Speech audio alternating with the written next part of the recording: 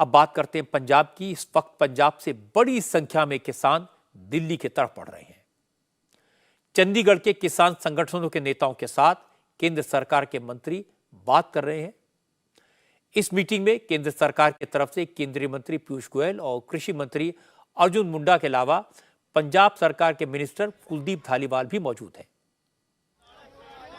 किसानों की मांग है कि केंद्र सरकार एमएसपी की गारंटी वाला कानून जल्द से जल्द लागू करे। किसानों का कहना है कि अगर इस मीटिंग में कोई फैसला नहीं हुआ तो रात में ही दिल्ली की तरफ बढ़ेंगे। किसानों के तेवर देखते हुए दिल्ली के साथ साथ हरियाणा की सरकार ने भी तमाम तरह के इंतजाम किए हैं। हरियाणा पंजाब के तमाम बॉर्डर्स को अलर्ट पर रखा गया है। सड़क पर बैरिकेडिंग लगाई गई है। ड्रोन के जरिए टीयर गैस छोड़ने की तैयारी की गई है और इसकी मॉक ड्रिल भी हुई।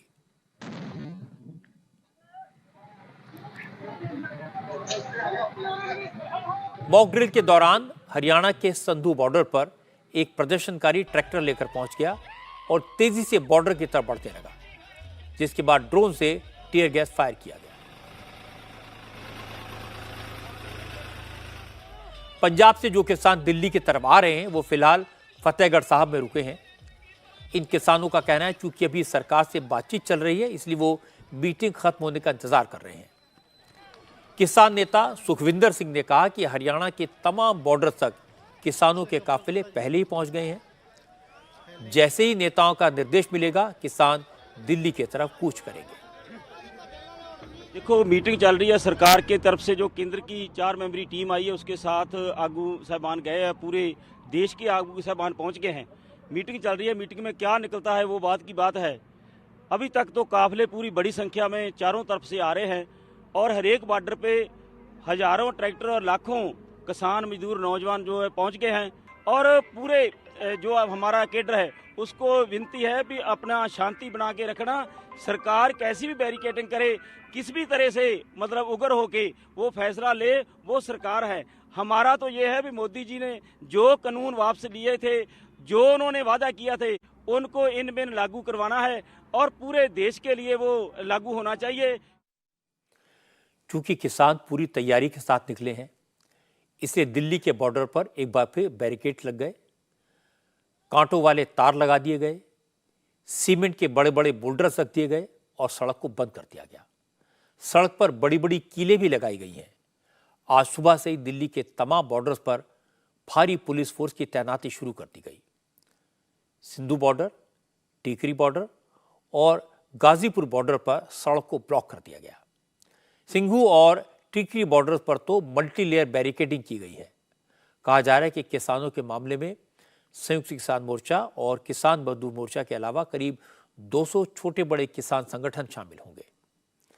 इस दौरान कहीं कोई गड़बड़ी ना हो, लॉ एंड ऑर्डर की सिचुएशन ना आए, लोकल पब्लिक को दिक्कत ना हो, इसलिए पुलिस ने एहतियातन ये सिक्योरिटी अरेंजमेंट्स किए हैं। सिक्योरिटी फोर्सेस के 5000 से ज्यादा जवान तैनात किए गए हैं और पूरी दिल्ली में दफा 144 भी लगा दी गई है। दिल्ली पुलिस का कहना है कि पंजाब, हरियाणा और यूपी से आने वाले किसी भी ट्रैक्टर को जिसमें प्रदर्शनकारी सवार हों, दिल्ली में एंट्री की परमिशन नहीं दी जाएगी। सिंघू बॉर्डर पर वैसा ही मंजर है जैसा 4 साल पहले था।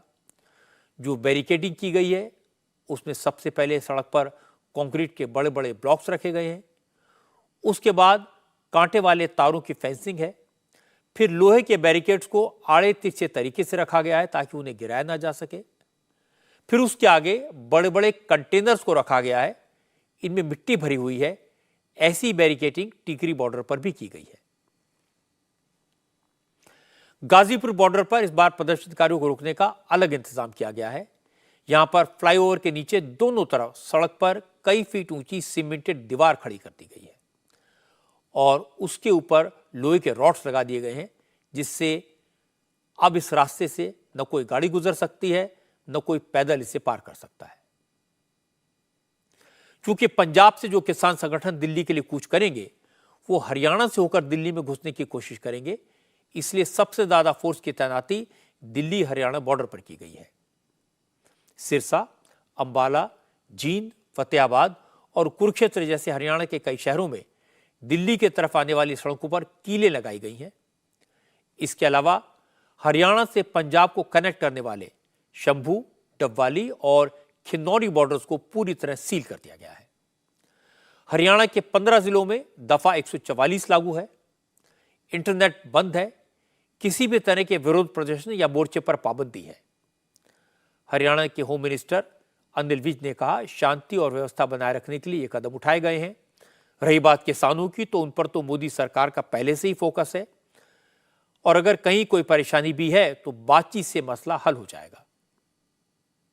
मोदी जी ने अब जो अपनी सरकार के फोकस देने के लिए कहा है, गरीब, महिला, युवा और किसान, उसको फोकस एरिया माना है।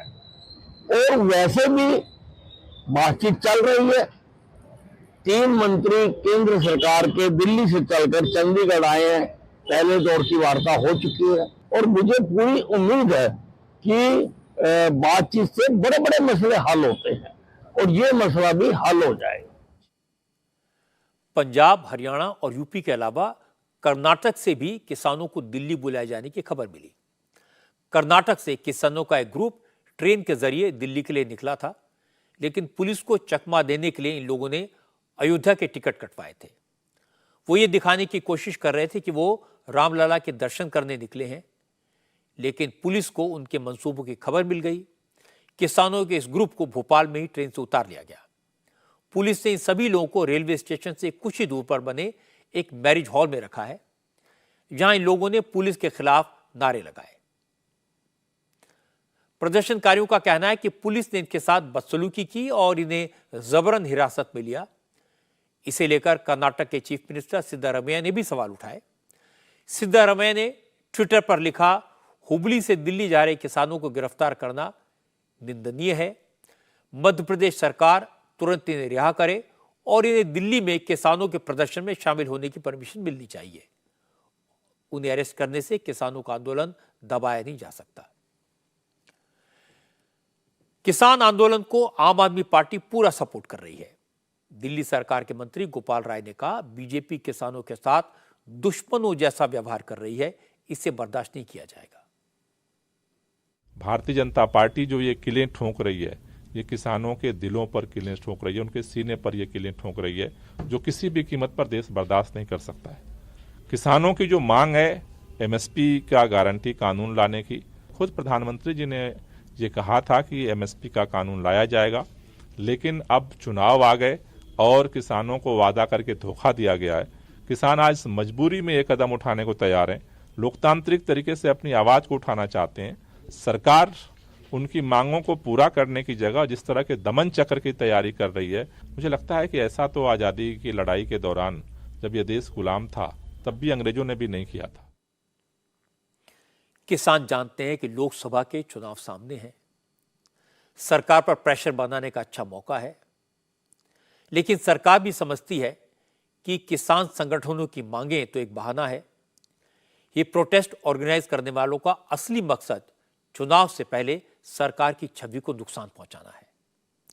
सरकार को यह भी लगता है कि जैसे पिछली बार पंजाब में कांग्रेस की सरकार ने किसानों को दिल्ली कूच करने के लिए उकसाया था, अब भगवंत मान और अरविंद केजरीवाल मिलकर उनको दिल्ली में डेरा डालने के लिए सपोर्ट कर रहे हैं, ताकि मोदी पर दबाव बनाया जा सके। केंद्र सरकार बिल्कुल नहीं चाहती कि इस बार पहले जैसी परिस्थितियां पैदा हो, इसलिए 2 लेवल पर काम किया जा रहा है। एक तो किसानों से बात करने के लिए सीनियर मिनिस्टर्स को जिम्मेदारी सौंपी गई है और दूसरा बॉर्डर पर सख्ती कर दी गई है। अब किसी भी कीमत पर तंबू गाड़ने की इजाजत नहीं दी जाएगी। किसान भी तरह तरह से कोशिश कर रहे हैं। जैसे मैंने आपको बताया कि बॉर्डर सील हो जाएंगे तो किसान ट्रेन से आने की कोशिश करेंगे और इसके लिए अयोध्या के राम मंदिर का बहाना बनाया जाएगा। मंदिर के नाम पर राम के काम के लिए दिल्ली पहुंचकर अलग अलग जगह छुपने के लिए कहा गया है और फिर जत्थे बनाकर एक साथ बाहर निकलने के लिए कहा गया है। इसकी कुछ डिटेल्स मैंने आपको बताई हैं, लेकिन पुलिस सतर्क है। अच्छा तो होगा कि इस समस्या का हल बातचीत के जरिए निकले और टकराव की स्थिति पैदा ना हो।